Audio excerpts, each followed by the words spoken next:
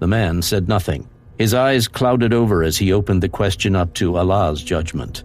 I asked you what you're going to do about it. The man spread his hands. Brother, I implore you to think about what you're making me do. We do not need to travel this path, but that is up to you. Ghazi's face wrinkled with disbelief. Why talk in riddles? Perhaps it is time for somebody to teach you a lesson about power. Or you. The man's chin sank slowly to his chest. There were a few moments of silence in the cell, except for the howls of broken men that drifted down the prison's hallways. It was as if everybody was waiting for somebody else to make the next move. Finally, the man pinched his thumb and forefinger together and slashed them across his throat. He turned away, unwilling to confront the consequences of his failure, but then caught himself. It was important to watch, to remember that he must do better. Ghazi didn't react quickly enough. He seemed puzzled by the entire affair.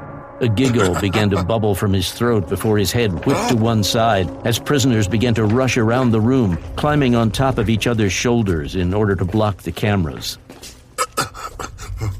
What is happening? Nobody spoke. The man watched as a practiced ballet unfolded in front of him. It had been a long time since his power had last been challenged, but the mechanics of enforcing it unfolded as though their mechanisms were frequently oiled. A small circle formed around Ghazi. He turned 360 degrees, twisting around and around as he searched for a threat. His chest was rising and falling with ragged intensity now. His eyes bulged as his head snapped from side to side. He staggered to a halt, staring wildly at the man who had set all this off. I remember. He lurched toward the leader. I remember. It was the last thing he ever said. Omar had emerged from the crowd like a ship from the winter fog. The big enforcer wasn't as strong as he had once been, but he was powerful enough.